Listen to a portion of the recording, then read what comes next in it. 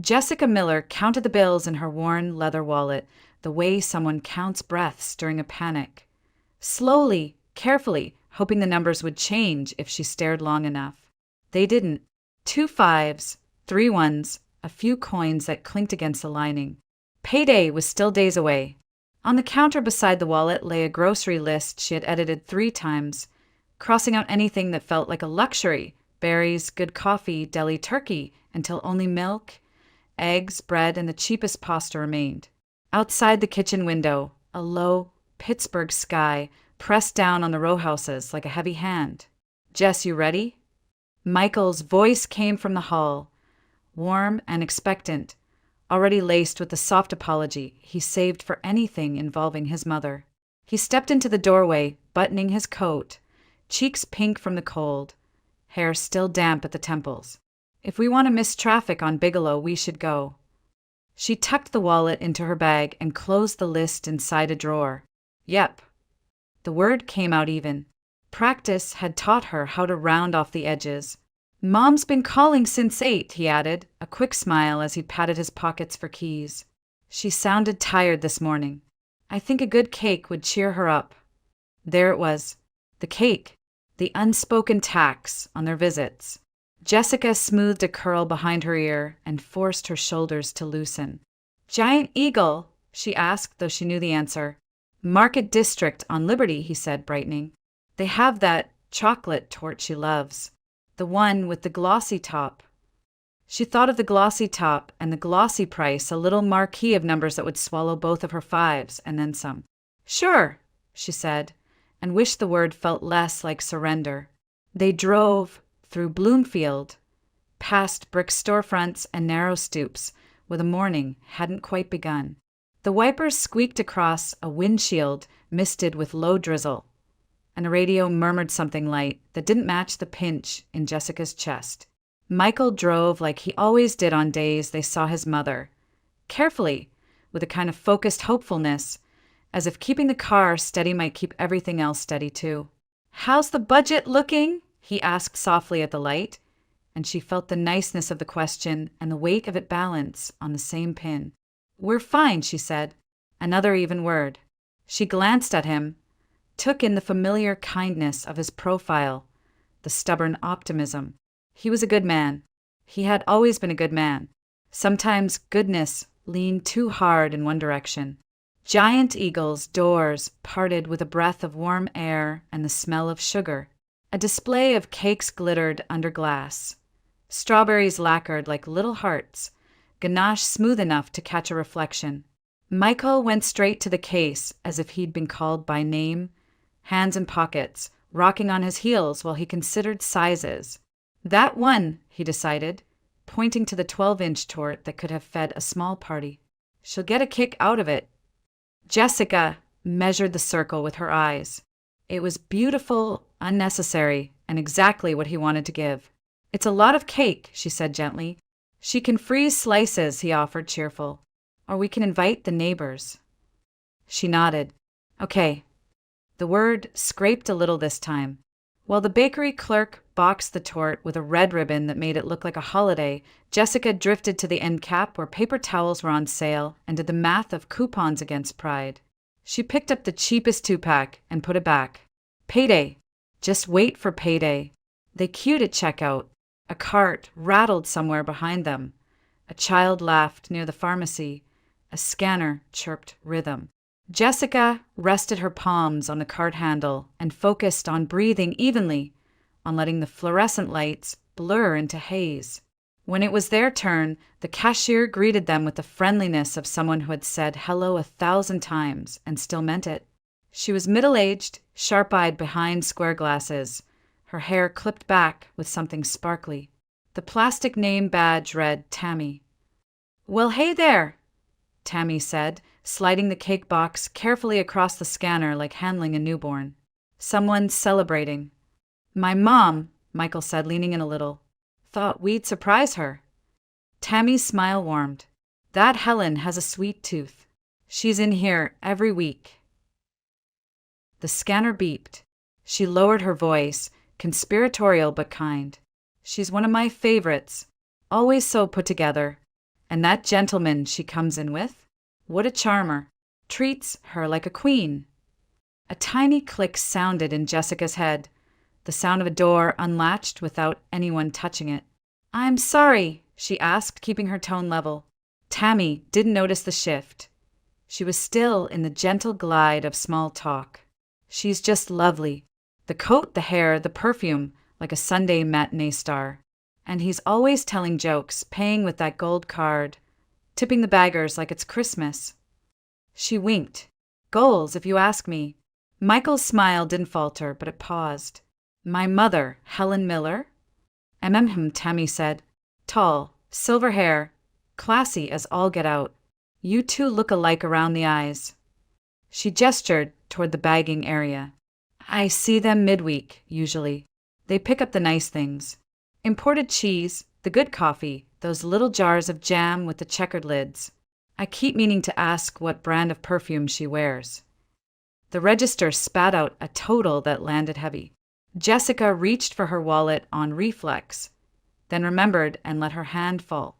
Michael had already produced his card, the strip of receipt paper unfurled like a ribbon. "Hope she enjoys her cake," Tammy said, tearing the receipt with a crisp snap. "Give her my best." "Thanks," Michael murmured. His voice sounded normal. To anyone else, it would sound normal. Jessica knew the exact degree by which it wasn't. They walked out into air that smelled faintly of rain and car exhaust. Michael carried the box with both hands, careful, the way he had carried their nephew at a christening. Jessica matched his pace, the automatic choreography of years. The automatic ended at the curb. "She must be mistaking her for someone else," Michael said as they reached the car, aiming for lightness and missing it by an inch. "Maybe," Jessica said.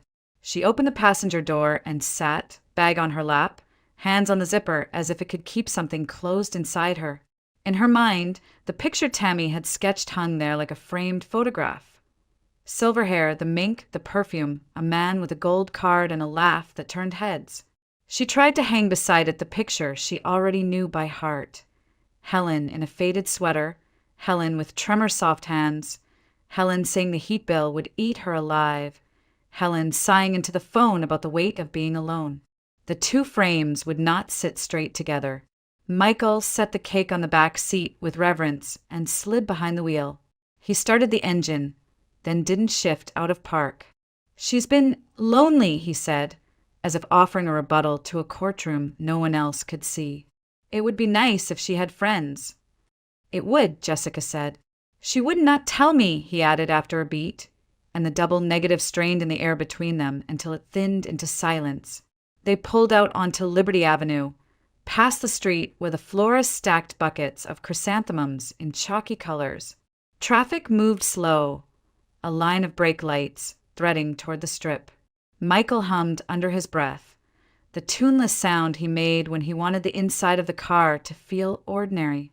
Jessica watched rain bead on the side mirror and run in narrow trails, each drop finding its own path and then, inevitably, merging with another. She told herself not to jump to conclusions. She told herself that Tammy might be wrong, that memory played tricks, that kind cashiers knit patterns out of coincidence. But the word gentleman tugged at her, and gold card, and the way the cashier had said every week, like a bell tolling in rhythm with their budget. A study in opposites. The pantry at home with its rows of store-brand labels, the image of imported cheese and little jars of jam with checkered lids. Michael turned on to Bigelow. "Mom's going to love this," he said, and he looked at her as if asking for permission to believe it. "She will," Jessica said, because she didn't know what else to give him. She watched the city rise and fold around them, the bridges and the brown river and the soft hills holding neighborhoods like cupped hands. Somewhere in that wide gray morning, something small inside her shifted from wish to doubt. It wasn't loud. It didn't need to be. It sat down quietly in the passenger seat beside her and buckled in. Jessica excused herself from Michael with a quick smile, murmuring something about needing the restroom before they got back on the road. He nodded, too absorbed in balancing the cake box on his arm to question her. She slipped away, weaving past the lottery kiosk and the floral department, then down the side corridor that led toward the delivery entrance. The hum of refrigeration units deepened as she pushed open the heavy door into the gray drizzle. Behind Giant Eagle, the air smelled of wet cardboard and exhaust. A line of delivery trucks idled, their drivers smoking or bent over clipboards. Jessica pulled her coat tighter and took a step toward the corner, intent on nothing more than stealing a quiet breath away from the fluorescent brightness inside. That was when the click of heels caught her ear. Sharp, deliberate, not the shuffle of a tired shopper, but the confident rhythm of someone arriving for an entrance. She turned. Helen Miller appeared from the shadow of a black sedan as if stepping onto a stage. Gone was the frail widow who complained of drafty windows and rising heating bills. This woman moved with practiced elegance, a mink coat brushing her calves, silver hair coiffed into soft waves, lips painted a deep berry red. The drizzle didn't touch her. The umbrella that sprang open above her shimmered in lacquered black. At her side, carrying the umbrella handle with casual gallantry, walked a man Jessica had never seen. He was older, broad-shouldered despite the stoop of age, his suit cut clean enough to announce its price before he even spoke. A scarf of pale cashmere rested at his throat. His hand rested lightly against Helen's back as he steered her toward the sliding glass doors. His laughter, low, easy, carried across the parking lot. Jessica's pulse jolted. The image was so at odds with the Helen, she knew that her mind stuttered between them, trying to reconcile cardigan and mink, trembling hands and jeweled rings. She shrank against the brick wall, praying the umbrella would angle just so, hiding her. They passed close enough that she could smell the perfume, something rich, layered with musk and rose, and then they were inside, absorbed by the warm buzz of shoppers. Jessica hesitated only a moment before following. Through the glass, she saw them glide past the produce section, Helen's coat swinging, the man leaning close as if every word she spoke was priceless. Jessica ducked behind a display of canned soup, heart hammering. From there, she watched them pause in front of the wine aisle. He reached for 2 bottles without hesitation, Bordeaux reds with labels she recognized only from glossy magazines. He added imported cheese, prosciutto wrapped in butcher paper, chocolate truffles in a gold box. Each item landed in the cart, like punctuation. At the register, he drew a sleek black card from his wallet, the kind that bent light differently, metal rather than plastic. The cashier's smile widened. Jessica's stomach sank as the total flashed, more than her family spent in a week. The man signed without glancing at the amount, his pen stroke bold, a signature of entitlement. Helen laughed at something he whispered, tilting her head back in a way Jessica had never seen. Carefree, indulgent, like a woman decades younger. The cashier slipped the bottles into paper bags, and Helen accepted them with hands steady as marble. Jessica's chest tightened. The sound of her own heartbeat filled her ears, too loud for the quiet hum of the store. She gripped the cart she had abandoned near the soup display until her knuckles blanched. This wasn't misremembered kindness from a cashier. This wasn't a coincidence. This was her husband's mother, parading through Giant Eagle in furs and perfume, treated like royalty by a man whose very posture announced money. The pictures clashed violently with the calls that came each week. Michael, sweetheart, the medication is so expensive. Jessica, I don't know how I'll cover the electric this month. Every night is so cold alone. Jessica pressed her lips together until they hurt. She wanted to march across the tiles, to confront, to demand, to shatter the illusion. But Michael waited outside with a cake ribboned for celebration, his eyes still tender with hope. She couldn't, not yet. She turned, forcing herself through the opposite exit, letting the drizzle sting her cheeks until her breathing steadied. The world blurred at the edges, rain merging with the heat in her eyes. She rejoined Michael by the car, his smile instant, his arms protective around the box. The drive to Helen's apartment was a quiet theater of unspoken lines. Jessica stared at the passing streets, the rows of old brick houses that sagged under years of weather. Her thoughts chased themselves in frantic circles. Had it been going on for months? Years? Did Michael know? Was he blinded or complicit? Or simply a son who refused to see? By the time they reached Lawrenceville, Jessica's hands ached from being clenched in her lap. Michael parked on the narrow street outside Helen's building, a squat complex with peeling paint and a lobby that smelled of boiled cabbage. He carried the cake with reverence up the creaking stairs. Helen opened the door before they knocked. The woman who stood there was not the one Jessica had just seen. Her hair was pinned in a loose bun, wisps escaping, her sweater pilled at the elbows. She clutched a tissue in one hand as if she had been crying. "Oh, my darlings," she breathed, pressing fingers to her chest. "You came." Her voice trembled with the fatigue of martyrdom. She coughed delicately, turned aside as if embarrassed by the sound. The air in the apartment smelled of mothballs and reheated cabbage rolls. A single bulb cast a yellow gloom. Michael's face softened instantly. "Mom, you should be resting." Helen waved a dismissive hand. "Resting, fretting, it's all the same when you're alone." The nights stretch on, so long, she dabbed her eyes with the tissue, then brightened weakly at the sight of the cake. "Oh, Michael, you shouldn't have spent on me." Jessica stood at the threshold, her gaze darting between the frayed carpet underfoot and the memory of mink brushing against marble tile. The contrast was so sharp it felt cruel. Helen lowered herself onto the couch like a frail heroine in a melodrama, sighing about aches, about medicine, about solitude. And Jessica, silent, carried the vision of imported wine and gold cards in the back of her mind, where it throbbed like a secret wound. The apartment was quiet except for the faint hum of the radiator kicking on and off. Jessica lay awake beside Michael, staring at the shadows that stretched across the ceiling. Her husband's breathing was steady, softened by sleep. Every rise and fall of his chest seemed to widen the distance between them. She turned on her side, pressing her knees toward her stomach, as if curling tighter might shrink the images replaying in her mind. Helen's mink coat glistening under the supermarket lights, the perfume that had clung to the air, the way she laughed beside the well-dressed man who carried himself like Pittsburgh belonged to him. Jessica pinched her eyes shut, willing the memory away. It returned sharper, brighter. Helen tilting her head back, laughter like champagne.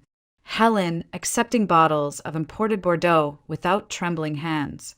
The man sliding a card from his wallet, black and gleaming, paying for luxuries without flinching. She sat up, restless. The clock glowed 2:17 a.m. The air smelled faintly of cake frosting from the box in their kitchen. She swung her legs over the side of the bed and walked barefoot into the living room, wrapping herself in a blanket. On the table lay the unopened bills she'd been avoiding. Credit card statements, utility notices, reminders of rent due. Jessica grabbed a notepad and began scribbling. It was something she did when her mind raced. Break the chaos into numbers. Michael's monthly paycheck after taxes, about $3,200. Would he send Helen automatically every month? $1,500. Groceries for Helen, care packages, he called them, averaged $600. Then came the emergencies. A leaking pipe here, a prescription refill there, always urgent, never optional. Easily another $500 a month. $1,500 plus $600 plus $500. $2,600 out of $3,200. That left barely enough for their own rent, bills, and groceries. No wonder she was crossing berries off the list. Her pen hovered above the page. 2 words circled in her mind. Almost everything. Almost everything they earned poured into Helen's life of supposed hardship. And yet she'd walked through Giant Eagle, draped in mink, with nails polished and cheeks glowing under expensive makeup. Jessica set the pen down and pressed her forehead to her hands. The radiator hissed, then fell silent again. Somewhere outside, a train horn moaned through the night, low and lonely. By dawn, her body ached from fatigue, though sleep had never come. She dressed quietly and made coffee, sipping it black. Michael shuffled in, bleary-eyed but smiling, still humming with the simple joy of having delivered his mother a cake. He kissed her cheek, and she tried to return the smile. The phone rang mid-morning. Michael answered, his voice brightening immediately. "Hi, Mom." He paced the kitchen as he listened. Jessica sipped her coffee and watched his shoulders tense. "She's not doing well," he whispered when he covered the receiver. "Her heart again. She says the doctor prescribed something new." He uncovered the phone, nodding along. "Yes, Mom. Of course. How much is it?" Jessica's stomach knotted. She already knew the answer would not be small. 280. Michael repeated. His hand already moved toward his wallet. "Don't worry. I'll transfer it right now." Jessica set her mug down too hard. It clinked against the counter. Michael glanced at her, then turned away, rattling off reassurances into the phone. When he hung up, he pulled out his debit card. "It's a brand-name medication," he said quickly, as if bracing for her reaction. "You know how insurance is. The good stuff is always out of pocket." Jessica swallowed her protest, but something inside refused to stay still. "What's it called?" she asked softly. He hesitated, then showed her the scribbled name on a piece of paper. Jessica memorized it. Later, while Michael showered, she drove to CVS. The pharmacist tapped the name into the computer, adjusting her glasses. "Yes, that's available," she said. "But there's a generic. Exact same active ingredient. Costs about $18. 18. The word thudded in Jessica's chest. 18? Not 280. The pharmacist gave her a sympathetic look. "Some doctors insist on brand name, but for most patients, generic is perfectly fine. Insurance usually covers it, too." Did the doctor specifically write dispense as written? Jessica shook her head. "I don't think so." "Well then," the pharmacist said, she could fill the generic at any pharmacy. Same benefit, huge difference in cost. Jessica thanked her and walked out, the cold air sharp against her skin. She sat in the car, hands gripping the steering wheel, eyes burning. 280 had vanished from their account, while 18 would have done the same job. When she got home, she found Michael rinsing dishes. He smiled absently. "Mom says she already feels better, just knowing she can get the meds." Jessica bit her tongue until the taste of metal filled her mouth. She couldn't bear to crush him yet, not without proof he couldn't deny. That night, she pulled out the notepad again. At the top of the page, she wrote in capital letters, "Money to Helen." She dated the first entry, $1,500 monthly transfer. Next line, $600 groceries average. Next line, $280 medication brand.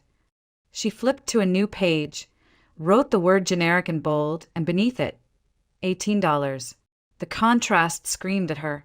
From that night forward, she resolved nothing would slip past her. Every call, every dollar, every excuse would be logged. If Michael couldn't see the truth, she would gather it piece by piece until the weight of evidence was undeniable. Jessica closed the notebook, slid it into her nightstand drawer, and lay down beside her husband. His breathing soon evened out, but her eyes stayed open in the dark, wide and unblinking. The first week of February dragged itself through Pittsburgh like a half-frozen river. Ice clung to gutters. Buses hissed along Liberty Avenue, and Jessica counted the days until payday the way sailors once counted stars. She came home late from work one evening, her shoulders stiff from the cold, to find Michael already on the phone. His tone, gentle, coaxing, told her exactly who was on the other end. She dropped her bag by the door and listened. "Of course, Mom," Michael was saying, pacing between the kitchen and living room. "I'll take care of it. Don't worry." He paused, nodding to a voice she couldn't hear. "Yes, yes, I know how hard winter can be in that building." Jessica's pulse quickened. She mouthed the words, "What is it now?" But he turned away, his hand tightening around the phone. When he finally hung up, he exhaled heavily, like someone carrying another's burden. "Her utilities," he said, rubbing the back of his neck. $800 this month. The heating's brutal in a place that old." Jessica froze. 800 for a one-bedroom in Lawrenceville. Michael's eyes darted toward her, wary. "It's possible. Those old radiators, the drafty windows, no separate meters." "No," Jessica cut in, her voice sharper than she intended. "Michael, we pay barely half that here, and this apartment isn't exactly new construction." He set the phone down as if it were fragile glass. "She's 72, Jess. She can't sit in the cold. Maybe she keeps it warmer than we do. Maybe the building charges a flat rate." Jessica inhaled slowly, fighting to steady herself. $800. The number scraped across her mind like metal against stone. She imagined the receipt book already bulging with entries. $1,500 transfer, $280 medication, and now this. Her pen itched to write the next line. "She's lying," the thought pulsed, but she swallowed it back. Saying it out loud would split something she wasn't ready to break. Instead, she forced her tone softer. "Do you know if she showed you the bill?" Michael hesitated. "She doesn't need to show me. She wouldn't make something like that up." Jessica almost laughed. The sound would have been bitter. She remembered the mink coat swinging under supermarket lights, the perfume that lingered like smoke. She remembered imported wine tucked into paper bags while Helen played the pauper at home. Her husband's faith in his mother was a wall she couldn't climb. "Okay," Jessica whispered, nodding. "If you think it's right." Michael relaxed, relief softening his features. He kissed her cheek in gratitude, oblivious to the storm he had just left raging inside her. "You're the best," he murmured. That night, Jessica opened her notebook after he fell asleep. She added a new line in neat block letters. $800 utilities. Her pen pressed so hard the paper almost tore. She lay awake staring at the numbers, each one a thread in the web tightening around them. The money bled from their account like a slow, deliberate wound. Every time she tried to breathe, the thought circled back. Helen isn't struggling. She's taking. The next few days crawled. Jessica watched Michael skip his own lunch to cover the utility payment without hesitation. She listened to him reassure his mother with the kind of devotion most men reserved for spouses. The tenderness would have been beautiful if it weren't built on deceit. At work, she found herself distracted, her mind replaying scenarios in which she demanded proof, held the bill in her hand, circled the lie in red ink. In each daydream, Michael's face crumpled, not at his mother's deception, but at Jessica's audacity to accuse. The fear of that look kept her silent, but silence did nothing to cool the fire inside. It grew hotter each day. She carried groceries into their kitchen and thought of Helen laughing over imported cheese. It burned every time she folded their modest laundry while picturing Helen draped in furs. The sense of being used was no longer a suspicion. It had settled into her bones, heavy and undeniable. On Sunday, they drove back to Lawrenceville with a trunk full of food Michael had insisted on buying. Jessica carried the bags up the stairs, her arms aching, and watched Helen greet them at the door. The woman wore the same pilled cardigan, her hair pinned loosely, her eyes moist as she murmured about the cold draft in her apartment. $800, Jessica thought, staring at the flimsy curtains pulled across the windows. $800 for a performance. Helen pressed a hand to her chest, thanking Michael with dramatic fervor. She dabbed at her eyes with a tissue, complaining softly about the weight of loneliness, the burden of bills, the cruel winter. Michael sat at her side, his hand covering hers, his face open and kind. He didn't see the cracks in the mask. Jessica stood back, arms folded, the groceries lined up like props on Helen's table. She swallowed her anger, locked it tight behind her teeth, and told herself again what she already knew. Every lie would be written down. Every dollar would be accounted for. If Michael needed proof carved in stone, she would gather it piece by piece until the wall of his faith finally collapsed under the weight of truth. For now, she stayed quiet. For now, she endured. But the doubt was no longer a flicker in the corner of her mind. It had become a steady flame, burning through every word Helen spoke. Jessica called in sick on a Wednesday. The lie slid too easily from her lips, the kind of lie born not from malice but from desperation. She left the apartment just after dawn, notebook tucked in her bag, and drove across the city until she reached Lawrenceville. The streets were still damp from an early rain, the row houses glistening like old bricks freshly scrubbed. She parked 2 blocks away and walked to a corner cafe opposite Helen's building. The cafe smelled of burnt espresso and cinnamon. Jessica ordered the cheapest coffee on the menu and claimed a window seat. From there, she had a clear view of Helen's front door. Minutes stretched. Jessica sipped the bitter coffee and tried not to fidget. She felt half like a detective and half like a trespasser in her own family. What if Helen really was struggling and Jessica was building monsters out of shadows? But the images of mink, perfume, and imported wine wouldn't leave. At 10:47, the building's front door creaked open. Helen emerged, transformed again. No cardigan today. Instead, a cream-colored cashmere coat, silk scarf tied neatly under her chin, hair styled in a way no cheap apartment mirror could accomplish. Jessica's stomach clenched. Helen tapped her phone, and within minutes, a sleek black SUV pulled to the curb. An Uber, Jessica noted. The driver stepped out to open the door for her. Helen slid in with the grace of someone who expected doors to be opened. Jessica tossed a few bills on the table and hurried outside. She hailed her own Uber, breath fogging in the cold air. "Follow that black SUV," she told the driver before catching herself. The man raised an eyebrow. "Just heading to Altius. You can take the same route." Her voice trembled, but the driver only shrugged and pulled into traffic. The ride wound past bridges and warehouses until the downtown skyline loomed, the Monongahela River glinting dully under the pale winter sun. The black SUV stopped in front of Altius, one of Pittsburgh's crown jewels, perched high with a panoramic view of the city's rivers and hills.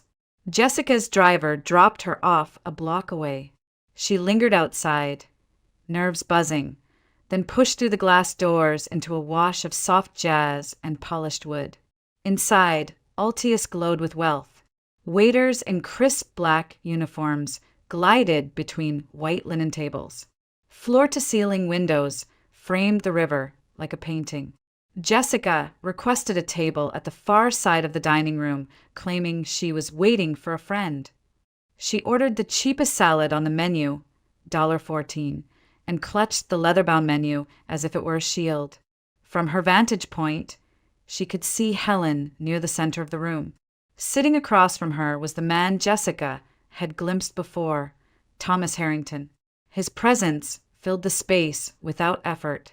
His tailored suit gleamed dark against the white tablecloth, and his watch flashed under the light with every flick of his hand. The waiter poured wine into crystal glasses, something deep and red, the kind that left slow trails along the glass. Helen lifted her glass with elegance, her laugh ringing like a practice performance. Jessica leaned slightly, pretending to study her phone, ears straining. The murmur of voices and clinking cutlery blurred everything. But then Harrington's words carried clear in a lull between conversations. $2,000 a week. As always, Jessica's fork slipped against the porcelain plate, the sound sharp enough to make her flinch. She lowered her gaze quickly, praying no one noticed. $2,000 a week. $8,000 a month. More than triple what she and Michael scraped together after bills. Helen's smile widened as she tilted her glass toward him. "You're too generous," she purred, though her eyes glittered with satisfaction. Jessica felt heat rise in her chest. Her hand trembled as she picked at her salad, the lettuce wilting beneath the vinaigrette. She wanted to scream across the room, to drag Michael there, to force him to see his mother feasting while they rationed pennies. The waiter returned to Helen and Harrington's table with silver-domed plates. He lifted the lids to reveal seared filet mignon, lobster tails dripping with butter, sides arranged like artwork. Jessica glanced at the menu. Each entree ran $60 to $80. With appetizers, wine, dessert, and coffee, she estimated the bill would climb easily past $400. When the check arrived, Harrington slipped out the same black card Jessica had seen at Giant Eagle. He added a tip without hesitation. Jessica glimpsed the number, $100. Her throat tightened. That tip alone could have covered their electric bill for a month. Jessica forced herself to breathe evenly, to stay seated until her own meager plate was cleared. She asked for the check, signing it with hands that felt suddenly foreign. Her total, $16.90 with tax and tip. Even that stung. She rose slowly, tucking her notebook under her arm.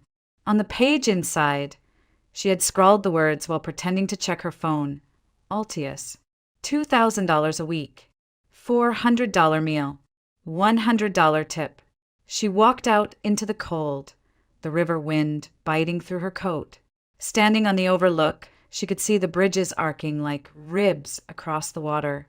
For a moment, the city felt like a stage set, every building painted to hide the rot beneath. Tears threatened, hot and unwelcome, but she swallowed them back. There was no time for collapse. Proof mattered more than tears. Jessica lifted her phone and snapped a photo of Altius, then another of the Uber idling at the curb, Harrington's silhouette visible through the tinted window as Helen slid in beside him. She pressed the images into memory, into evidence. Then she turned away, the notebook heavy in her bag, and walked back toward her car. The city lights shimmered across the river, each reflection trembling as though even steel bridges couldn't hold steady against the truth she now carried. The call came just after dinner on a Sunday evening. Michael had barely set his fork down when his phone buzzed across the table. He answered without hesitation, his voice softening the instant he heard his mother's name on the line. Jessica watched his expression shift from mild fatigue to alarm. "What?" "Slow down, Mom. Tell me exactly what happened." He pressed a palm to his forehead. The bathroom pipe burst, flooded into the neighbor's apartment. His chair scraped back from the table. $4,000 in damages. Jessica felt her stomach sink. $4,000. It was the kind of sum that could unravel them completely. Michael covered the receiver and turned to her, panic in his eyes. She says water poured down into the unit below, the neighbors demanding immediate payment for repairs. She doesn't have it. Jess, I'll transfer the money tonight. Her fork clattered onto her plate. Michael, wait. You're going to send thousands of dollars without even seeing it. She wouldn't make this up, he shot back, voice tight. She sounded terrified. Jessica steadied her breath. All the more reason to check. If the pipe really burst, there should be water everywhere. Let's drive over. Tonight. He hesitated, torn between loyalty and reason. It's late. So is wiring $4,000 you can't spare, she countered. The silence stretched. Finally, Michael grabbed his coat. Fine, but only so she doesn't panic. They drove through streets slick with melting snow, the city lights casting fractured reflections on the wet asphalt. Michael's jaw was clenched, hands gripping the wheel so tightly his knuckles whitened. Jessica sat rigid in the passenger seat, clutching her notebook as though the weight of proof alone could keep them from sinking. When they reached Helen's building, the hallway smelled of boiled cabbage and disinfectant, same as always. Helen opened the door before they knocked. Her face was a mask of anguish, eyes red-rimmed, tissue clutched in one hand. "Oh, thank God!" she cried, pressing a hand to her chest. "It was a disaster. Water everywhere. I don't know how I'll ever pay Mr. Donnelly downstairs. He's threatening to call a lawyer." Jessica stepped past her without a word and walked straight to the bathroom. She flipped on the light. The linoleum gleamed. The tiles were bone dry. Not a drop of water on the floor. No warped wood. No damp towels. The air smelled faintly of lavender cleaner, not mildew. Her pulse pounded as she crouched to examine the pipes under the sink. Shiny intact. No sign of a wrench ever touching them. Behind her, Helen's voice wavered from the living room. "I cleaned up as best I could. You wouldn't believe the mess." Jessica straightened slowly. "Michael," she called, her tone sharp. "Come look." He appeared in the doorway, confusion shadowing his face. His eyes swept over the spotless room, the pristine walls. "Mom, where's the damage?" Helen wrung her hands. I scrubbed for hours. You know how quickly I can get things tidy." Jessica bit back a bitter laugh. "A burst pipe doesn't vanish with scrubbing. The floor would be soaked, the walls stained, and if it leaked into the apartment below," she spun toward Michael. "Let's ask the neighbor." Helen flinched. "That's not necessary," but Jessica was already moving. She marched down the stairwell, her footsteps echoing. Michael followed, reluctantly, torn between mother and wife. On the floor below, she knocked on the first door she found. A middle-aged man in sweatpants and slippers answered, blinking at them. "Evening." "Sorry to bother you," Jessica said evenly. "I'm Jessica Miller, upstairs visiting Helen. She said there was flooding from her bathroom into your unit. Did you notice any water damage?" The man's brows furrowed. "Flooding? No. Everything's fine down here. Haven't seen a drop." Jessica exhaled slowly. "Thank you." He gave them a puzzled nod and closed the door. Michael stood frozen in the hallway, his face pale. Jessica could almost see the gears grinding, the unthinkable possibility trying to force its way into his mind. Back upstairs, Helen clutched her tissue like a prop, but her performance was faltering. "Perhaps Mr. Donnelly is too proud to admit it," she whispered. "You know how people are." Michael stared at her, searching her face as if for the first time. "Mom, there's no water. No damage. The neighbor doesn't even know what you're talking about." Helen's eyes darted between them, the mask slipping. For a heartbeat, Jessica saw something raw. Panic, not frailty. Michael's voice cracked. "Why would you lie?" Helen pressed a trembling hand to her temple. "I was desperate. The bills keep coming, and Thomas hasn't been as generous lately. I thought—" She stopped, realizing she had said too much. Jessica's chest tightened at the slip. She didn't push. Not yet. Michael lowered himself into a chair as though the weight of the building had collapsed onto his shoulders. His mother's deception hung in the stale air, heavy and undeniable. For the first time, Jessica saw doubt flicker in his eyes, faint but real. The foundation of blind faith that had anchored him for so long had begun to crack. Jessica closed her notebook, her pen still warm in her hand. The evidence was no longer hers alone. The living room was silent except for the faint tick of a wall clock and the hum of traffic outside. Jessica sat forward on the couch, her notebook balanced on her knees. Michael sat beside her, hands clasped so tightly his knuckles shone white. Across from them, Helen perched in her armchair, shoulders draped in a shawl, tissue crumpled between her fingers. Jessica opened the notebook slowly, the pages fanned like a ledger of secrets. "I've been keeping track," she began, her voice steady though her pulse thundered in her ears. "Every dollar that's left this apartment for the last year and a half." Helen's eyes flickered, her lips parting in a soft gasp. Jessica, really, this is unnecessary. Michael raised a hand, his gaze locked on his wife. Go on. Jessica flipped to the first page. 1,500 every month. Automatic transfer. She turned a page. 600 average for groceries. Packages, special items. Things you insist you can't afford. Another page turned. 500 here, 400 there, emergencies. Always urgent. Always now. She held up the notebook so Michael could see the neat columns of dates and numbers. Do you realize, Michael, we've given her over $70,000 in less than 2 years? Michael's breath caught. His eyes darted to his mother, searching for denial, for explanation. Helen dabbed delicately at her eyes. And every penny of it was survival. Medicine, heat, rent. You know how cruel winters are in this city. Jessica's hand shook, but she pressed on.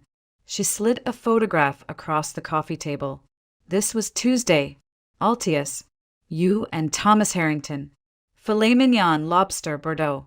The bill was more than $400. I saw him tip 100 like it was pocket change. Helen flinched, her fingers tightening around the tissue. That wasn't me.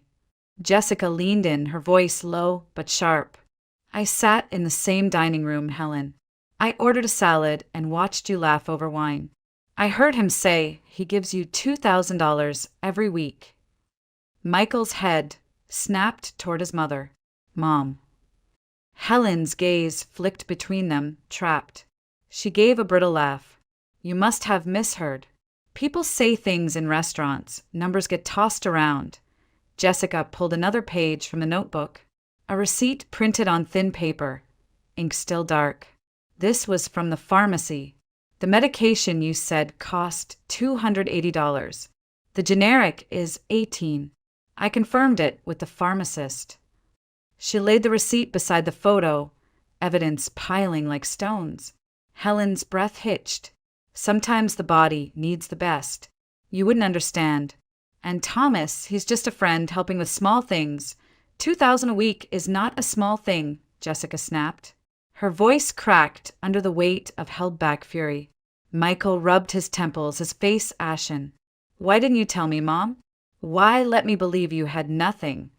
That you needed me to keep the lights on? Helen's composure faltered.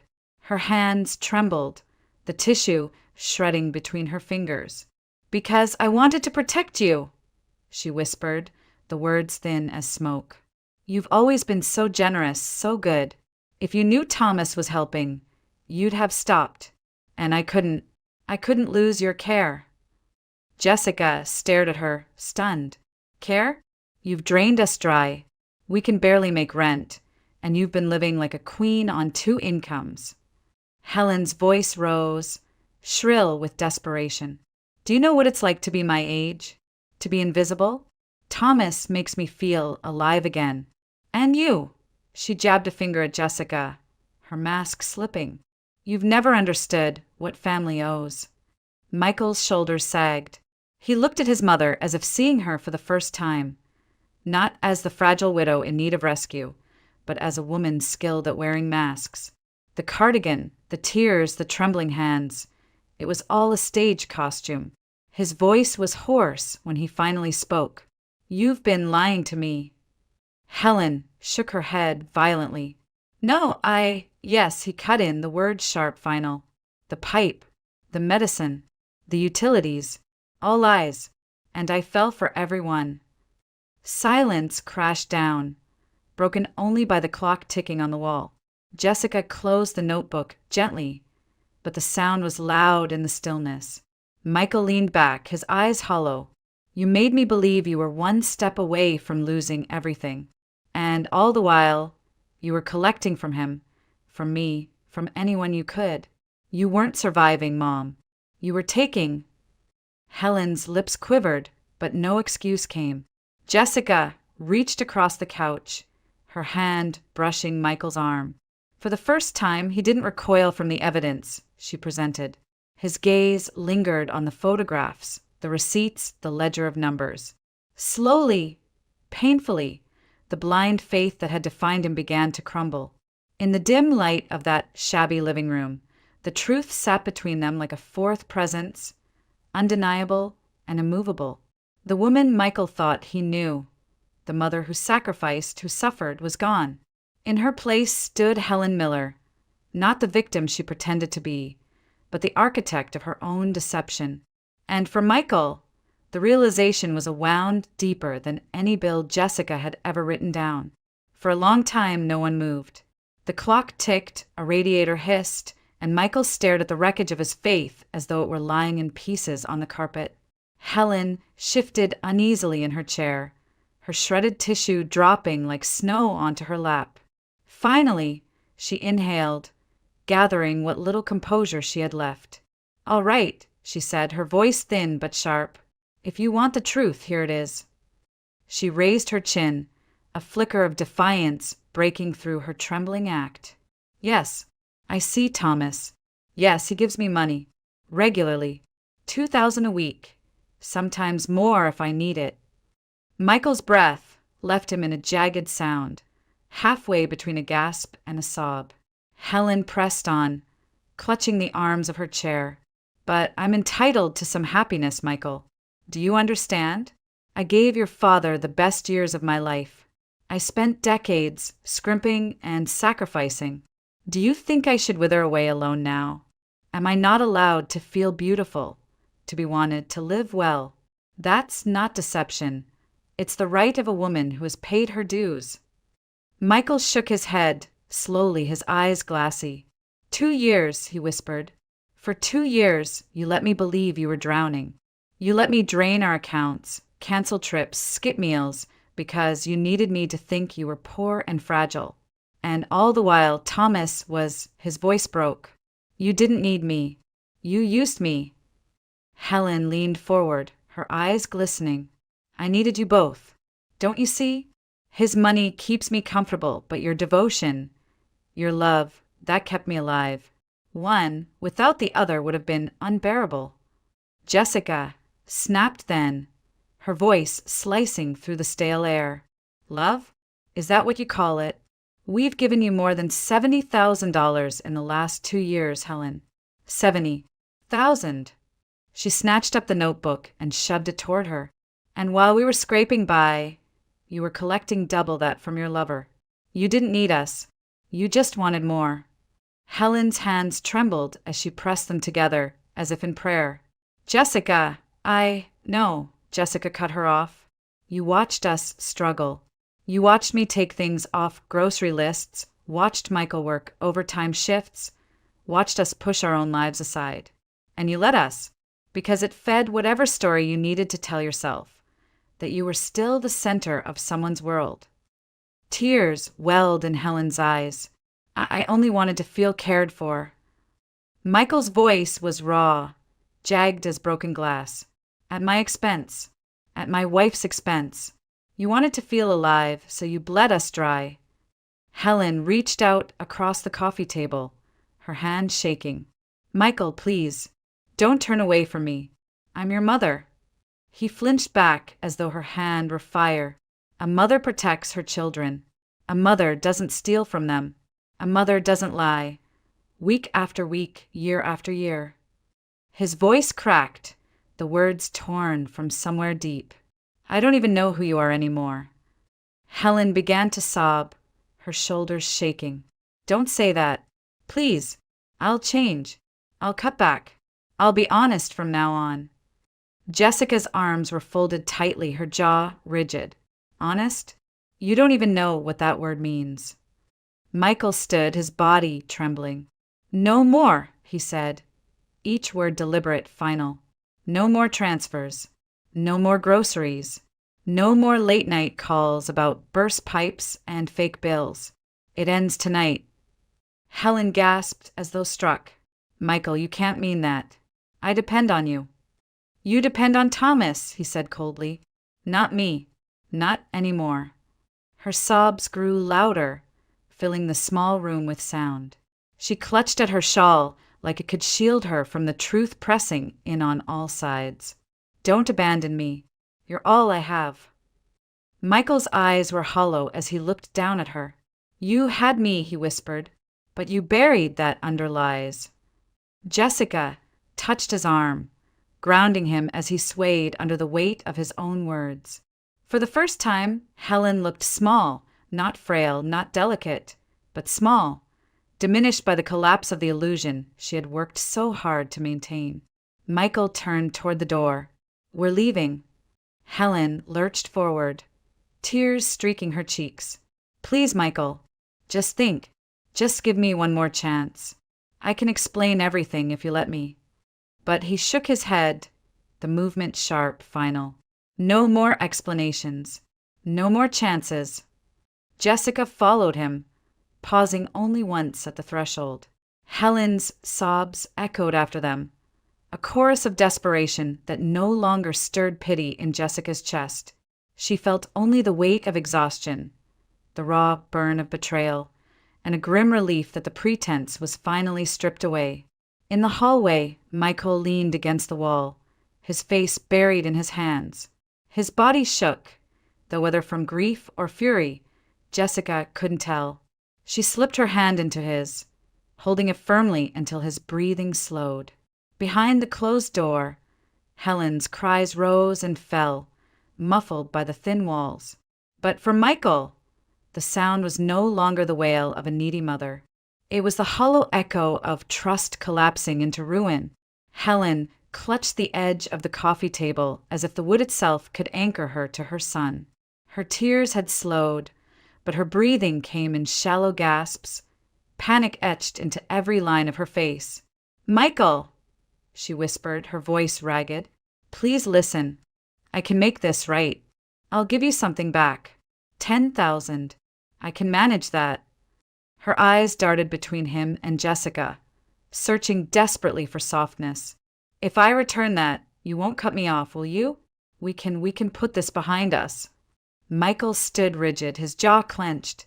Jessica watched the muscles in his face work as he weighed the words. But when he spoke, his tone was cold steel. 10,000. His laugh was short, bitter. "We've given you more than 70. Thomas has given you twice that. And you think scraps will erase what you've done?" Helen's hands trembled. "It's not scraps. It's what I can gather quickly. Just don't leave me with nothing. Don't leave me alone." Michael stepped closer, the weight of his gaze pinning her in place. "Here are my terms. You return 10,000 in full within 1 month. If you do, I'll keep a line open. Nothing more. If you don't," his voice dropped lower, final, "then consider me no longer your son." Helen's lips parted, but no sound came. Her eyes widened, the reality striking her harder than any accusation had. For the first time, she looked truly frail, not the practiced frailty of tissues and trembling hands, but the hollow weakness of a woman whose illusions had crumbled. Jessica saw it in the slump of her shoulders, in the way her eyes avoided Michael's. The mask had shattered. "Michael," Helen croaked, clutching at her chest. "I never wanted this. I just wanted to feel important, to matter. Don't take yourself away from me." But Michael's expression didn't soften. He leaned down just enough to meet her eyes. "You had me, all of me, and you threw it away." Silence pressed heavy on the room. The ticking clock seemed louder now, each second dragging them closer to an ending none of them could escape. Jessica slipped her arm through Michael's, guiding him toward the door. He didn't resist. Helen's sobs followed them, echoing down the narrow stairwell, but they no longer held the same power. They were no longer the cries of a mother in need. They were the hollow lament of a woman left exposed. Outside, the night air was sharp and biting. Snow flurries drifted down, catching in the streetlights, softening the edges of the old row houses. Jessica pulled her coat tighter and glanced at Michael. His face was pale, his eyes distant, fixed on something far beyond the street before them. They walked in silence to the car. Inside, the heater sputtered to life, filling the small space with lukewarm air. Michael gripped the steering wheel, but didn't start the engine. His reflection in the windshield looked older, harder, as if the man who had walked into his mother's apartment hours earlier had been left behind. Jessica placed her hand gently over his. "You did what you had to do." He closed his eyes, his breath shaking. "I feel like everything I believed about family just broke, like the ground gave way under me." She squeezed his hand. "It's better to stand on broken ground and know the truth than on false ground that can't hold you." Michael opened his eyes and turned toward her, his gaze heavy with sorrow. He nodded once, slowly, then started the engine. The car rolled forward, headlights cutting through the snowfall. The city spread around them, bridges arching like steel ribs, rivers winding dark and endless. Michael drove in silence, his jaw tight, his hand steady on the wheel. Back at their apartment, Jessica drew the curtains while Michael stood at the window, staring out over Pittsburgh. The skyline shimmered against the dark, glass towers glinting with cold light. He pressed his palm to the glass, as if testing whether it would break beneath his touch. In that reflection, he no longer saw the devoted son he had always been. He saw a man who had been deceived, drained, and remade by betrayal. The values that once defined him, trust, loyalty, sacrifice, had cracked, leaving something harsher, more cautious in their place. Jessica came up behind him, wrapping her arms around his waist. He didn't move at first, but slowly he leaned back into her embrace. Outside, the snow fell thicker, blanketing the city in quiet white. Michael's voice was low, almost a whisper. "She was my anchor, and now I see she was just dragging me under." Jessica rested her cheek against his back, then let go. Let her sink with her lies. "We'll keep each other afloat." He nodded again, his eyes still locked on the city. For a moment, he imagined Helen alone in her apartment, surrounded by shadows of her own making, and he felt no urge to turn back. The bridges glimmered in the distance, spanning the rivers like fragile promises. But Michael knew better now. Some bridges weren't meant to be crossed again. And as the snow covered the streets of Pittsburgh, he understood with painful clarity that the foundation of his life had shifted forever, that the values he once built upon had collapsed, leaving him to construct something new from the ruins. In the days that followed, Michael moved through life differently. There was no sudden relief, no clean break from the grief of what he'd lost. Instead, there was a slow reckoning, the realization that family could wound as deeply as it could nurture. Jessica often found him by the window at night, staring out at the bridges and rivers of Pittsburgh, as though searching for the version of himself that had walked across them only weeks before. But when he turned back to her, there was something steadier in his eyes. Not innocence, not blind faith, but a quieter strength. For Jessica, the lesson was clear. Love without boundaries becomes a weapon turned inward. Devotion without truth is just another chain. And trust, once shattered, forces us to choose. Rebuild on honest ground or live forever in someone else's illusion. They chose honesty. They chose each other. And in that choice lay a different kind of inheritance, not money, not approval, but dignity. The kind that comes only when you refuse to be deceived again. Because sometimes survival isn't about clinging to the people who raised you. It's about letting go and finding the courage to stand on your own.